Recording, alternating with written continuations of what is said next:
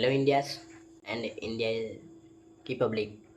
तो आज खबर निकल के आ रही है कि पीएम मोदी की हत्या की खबरें भाई निकल निकल के आ रही है भाई। तो उसमें क्या सच है भाई, उसका क्या लॉजिक है, ये सच बात है? और सच है तो कैसे, क्यों, और इतने बड़े आदमी को मारने की साजिश की क्यों, किसने की, और क्या हुआ, कैसे बच गए, किसने बचाया? तो भाई ये सब हम पूरा एकदम क्लियर करने वाले हैं आज इस वीडियो के माध्यम से। तो भाई इंडियंस पब्लिक, तो आज इस वीडियो से हम क्लियर करने वाले हैं कि ये क्या है, सच है या झूठ है। सबसे पहले शुरू कर दे, चलिए हम रिएक्ट कर दे आज।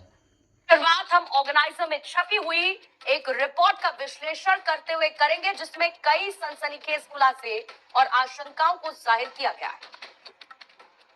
आज प्रधानमंत्री नरेंद्र मोदी के विजन में जिस तरीके से देश आगे बढ़ रहा है, उनकी लीडरशिप में देश जैसे आगे बढ़ रहा है, जिस तरीके से प्रधानमंत्री मोदी भाई ये लोग कहना यही चाहते हैं कि नरेंद्र मोदी के विकास, जो भाई वो विकास कर रहे हैं, वो कई देश उनके लोग उनको भाई देखा नहीं जा रहा है। साफ साफ तो यही मतलब होता है। देखो चलो, को दुनिया भर में सम्मान मिलता है, भारत का मान बढ़ रहा है और देश के बढ़ते कदम आज पश्चिमी देशों को भी चुनौती दे रहे हैं। बराबर। जाहिर है कि इसका एडवर्स इम्पैक्ट भी कहीं ना कहीं होगा और इसी बात का इशारा ऑर्गेनाइजर की एक रिपोर्ट में किया गया है। ऑर्गेनाइजर ने अपनी ताजा रिपोर्ट में ढाका में अमेरिकी अधिकारी टेरेंस अर्विल जैक्सन की रहस्यमय मौत, ऑर्गेनाइजर की रिपोर्ट, सीआईए की साजिश का भंडाफोड़, ऑर्गेनाइजर की रिपोर्ट में दावा। तो भाई ये है कि जो मोदी था ना भाई, उसको मारने की प्लानिंग चल रही थी।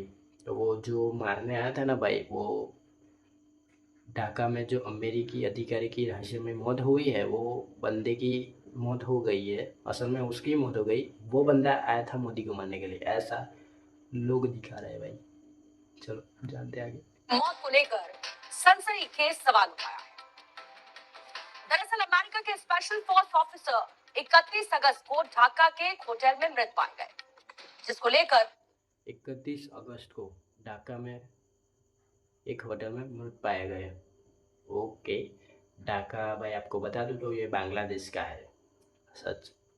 ऑर्गेनाइजर में लिखा गया कि अमेरिकी सुरक्षा अधिकारी की मौत ने इस आशंका को बल दिया कि क्या अमेरिकी अधिकारी को भारत और प्रधानमंत्री नरेंद्र मोदी को निशाना बनाने के इरादे से ढाका में तैनात किया गया था। ऑर्गेनाइजर की इस रिपोर्ट में एक्सपर्ट्स के हवाले से यह अनुमान भी लगाया गया कि ये प्रधानमंत्री मोदी की हत्या की योजना और कोशिश भी हो सकती। साउथ एशिया में पिछले लंबे वक्त हो सकती है भाई, ये सुनना पहले। चलो देखते हैं। से अमेरिकी खुफिया एजेंसी यानी CIA एक्टिव है और अमेरिका की CIA कितनी कुख्यात है, इसे दुनिया जानती है। पिछले कुछ सालों में जिस तरीके से भारत के पड़ोसी देश जैसे कि श्रीलंका, नेपाल, पाकिस्तान और बांग्लादेश जिस तरीके के उथल पुथल के दौर से गुजर रहे हैं, इसके पीछे भी CIA के इसी एक्टिव मोड में होने का दावा किया जाता रहा है।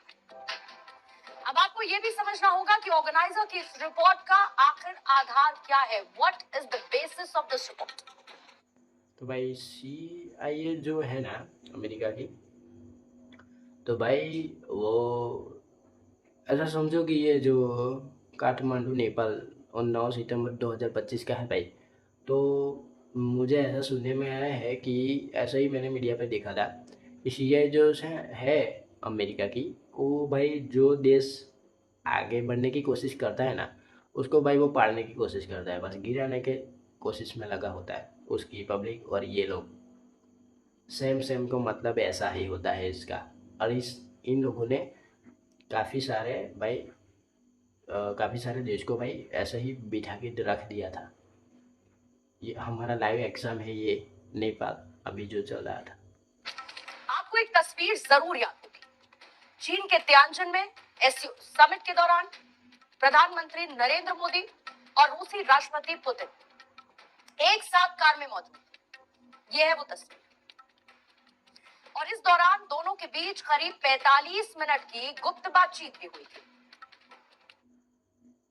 ओके, कि अमेरिका, रूस और भारत जो मीटिंग चल रही थी भाई, उसकी उनकी मीटिंग तो भाई बाद में थी। पहले ये पुतिन और नरेंद्र मोदी भाई, ये पहले गाड़ी में दिखाए थे। 35 मिनट तक उसकी बातचीत हुई। तो भाई इसमें पुतिन को पता चल गया होगा, वो सही से कुछ बता खबर दे रहा होगा, क्या बता भाई। आगे चलते हैं।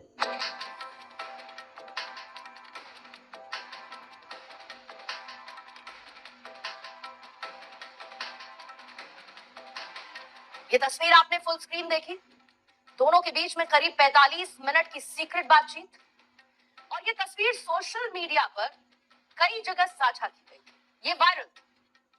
अब इस तस्वीर से इस पूरे मामले का आखिर कनेक्शन क्या है, ये कनेक्शन भी आपको बता।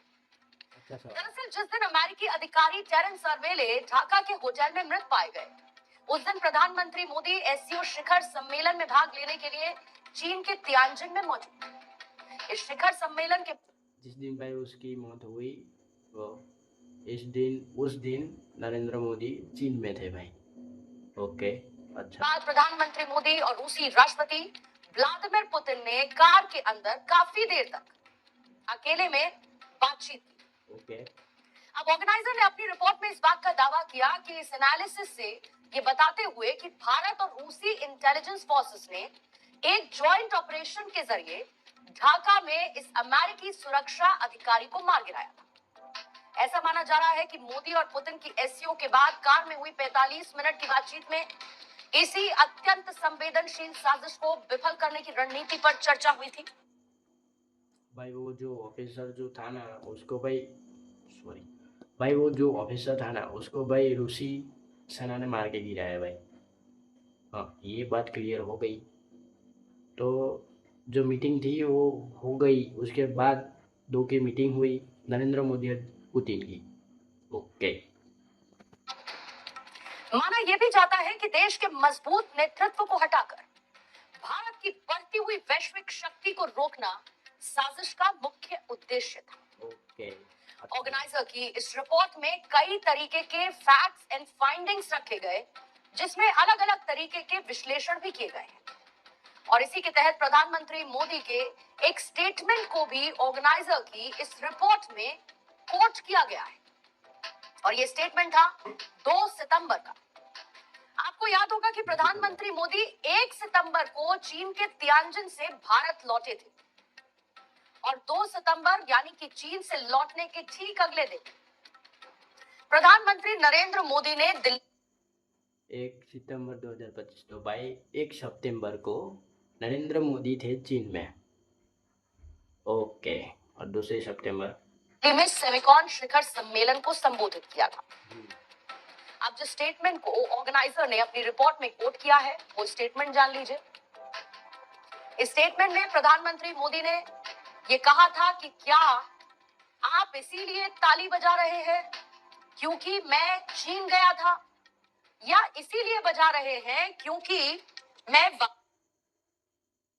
ऑर्गेनाइजर्स ने जिस स्टेटमेंट को किया, क्वेश्चन था कि क्या आप इसीलिए ताली बजा रहे हैं क्योंकि मैं चीन गया था, या इसीलिए बजा रहे हैं क्योंकि मैं वापस आया हूँ। ये नरेंद्र मोदी ने भाई बोला है। वापस आया।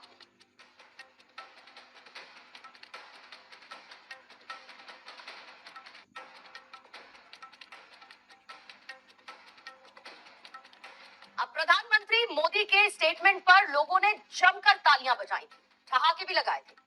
लेकिन ऑर्गेनाइजर की इस रिपोर्ट में एक्सपर्ट्स के हवाले से इस बात को जाहिर किया गया है कि प्रधानमंत्री मोदी का ये स्टेटमेंट एक गंभीर संदेश था, जिसमें संकेत मिलता है कि प्रधानमंत्री मोदी का जीवन खतरे में है।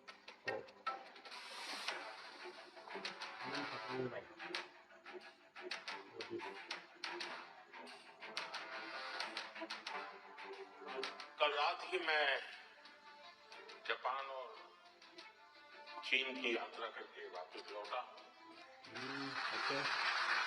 गया था इसकी ताली बजा रहे हो, आया हूँ इसकी ताली बजा रहे